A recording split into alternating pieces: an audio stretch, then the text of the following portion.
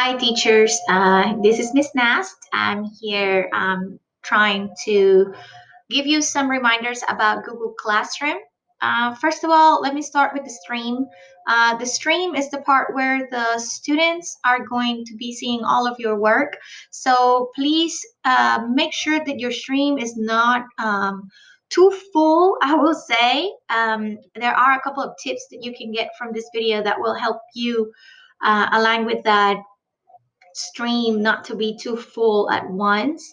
So let me go ahead and get started. I want to go to classwork really quickly. This is where you normally create your assignments. I wanted to show you something I'm not sure if you are familiar with using. Say that I want to create an assignment. I want to make sure that my assignment is titled. I want to make sure that I have an instruction.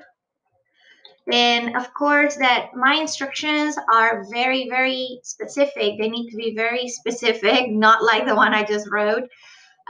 Make sure that your instructions are completely specific because the kids are not going to have you in the classroom anymore, so they may not be able to ask you their immediate questions about the assignment. So be clear about what instructions you're giving.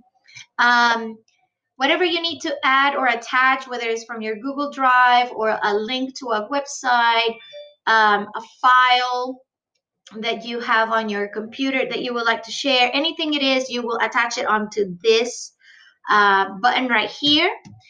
And even adding the YouTube, you can also add some YouTube videos. I'm sure that many of you have done this already. Something that's really neat is the create button. You can create something on the go right here. So if you have an assignment where you just want a blank Google Drawing or a blank Google Doc for anything that you want the kids to answer or to write there so that everything goes under that assignment, you can do it straight here. So you don't have to create it on Google Drive and then add it. You can also create it here and make sure you label it correctly. Before you move on to do anything else, and let me just give you an example. I'm just going to add here a blank Google Doc. Whenever you do this type of stuff where you add a document, you're going to have three options here that are very important. They could be either student can view, student can edit the file, or make a copy for each student. Normally, this is the preferred option so that each student gets their own copy of that document that you are assigning. This needs to be done before you assign this assignment. So if you do not choose this option or you don't make the right pick on here, right? If you don't pick the right option and you happen to assign this, it's going to, and you have to go back, say you have to go back to edit it. You're like, I know I messed up. I need to go back. It's not going to let you edit just that. It's going to ask you to edit the whole thing. So you're going to have to delete the assignment and then repost it.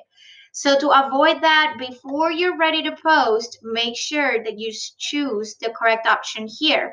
Remember that if it's a document that you just want the kids to look at and not do anything to it, you will choose view. If you want the kids to all edit that same file, pretty much like a collaborative assignment, the whole class will have access to that file and edit it. That's the option you will choose. And if you just want each student to get their own copy, that's the option you will choose. Something very important over here is to make sure that your classes are chosen. So if you want this assignment to be posted on the rest of your periods, you can do that here so that you don't have to go back to second period and do it again and third period and do it again. You can simply add them all right here and choose all the classes that you want this same assignment posted. Okay. Another cool thing that you have to take in consideration, if you're just making a support assignment that not all of your students needed and you just want to choose certain students, you can do that here too. So say you have a student that is struggling in a specific area, you may want to, instead of clicking all students from that class, you may want to assign that just to those few students that need that extra support. So you can do that as well. The points really don't matter up here other than feedback because you put your grades on Skyward, so you really don't have to worry much about that option. Now, this option is quite important for what we are doing now with the flexible learning platform that we're trying to work with the kids now. So your due date should be with a week, okay? So we're trying to post assignments the Friday before it's due. So your assignment should be from, say, if you start this Friday, it needs to be due next Friday. Okay, so make sure that your due date it's due for the next Friday of that week so that they have a complete week to work on it. The reason why this part is so important is because you must schedule your assignment, and when you're scheduling, if you don't have a due date, it's not going to let you schedule. Okay. um, and that's the other thing I want to talk to you about. So here you have more options. You can add a rubric if it's a project. You can divide it by the topics as you organize your topics on classwork. But something really important is your schedule. So like I said, you don't want to overwhelm the kids on the stream area where all the kids are seeing all their stream booked of all these assignments due different dates. You want to make sure that your assignments are scheduled. So since you are saying that this is coming up this Friday and it's not due until the 27th, go ahead and schedule it to come out on the 20th, which is your Friday, right? You do not want to schedule this to come out today, and then the next assignment that you have for next week will come out today as well.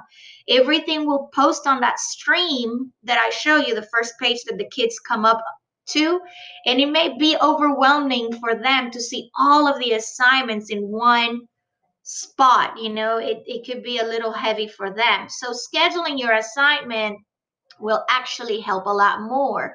So what it happens is that on their stream, nothing will be shown until that day comes in. So nothing will be shown for my students until tomorrow, because that's when I schedule. So my stream will stay quite clean until I schedule my assignments. So that's another thing that I wanted to point out. Please schedule your assignment and not just post, because the stream is gonna get heavy and the kids could get overwhelmed. They may not know what to work on first. Okay.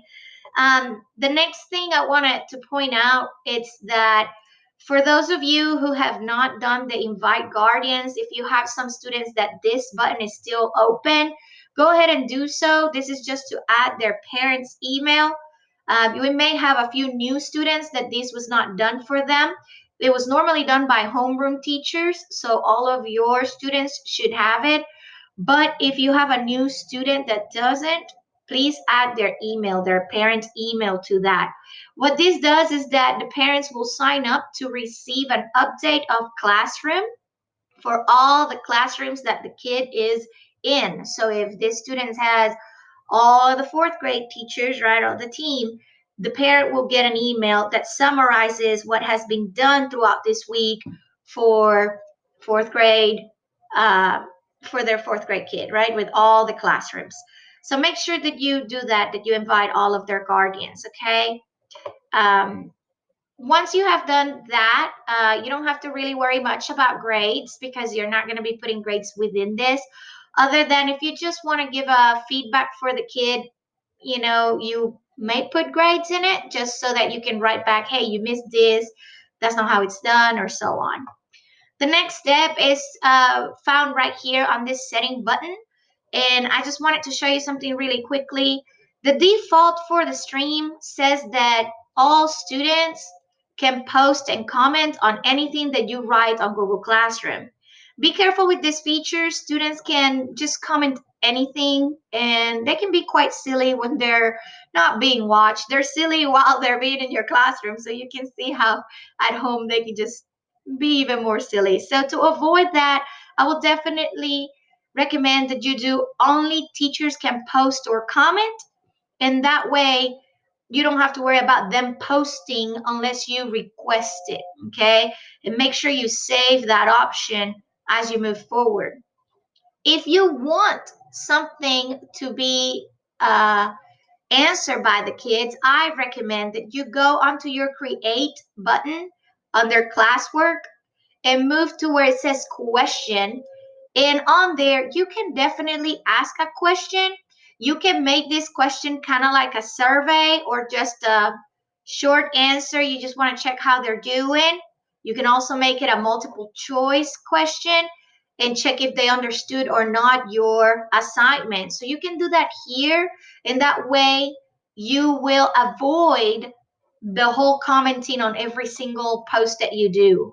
Something that you want to make sure it's taking off here is that students can reply to each other. If you don't want students to be giving feedback to another student, that's okay.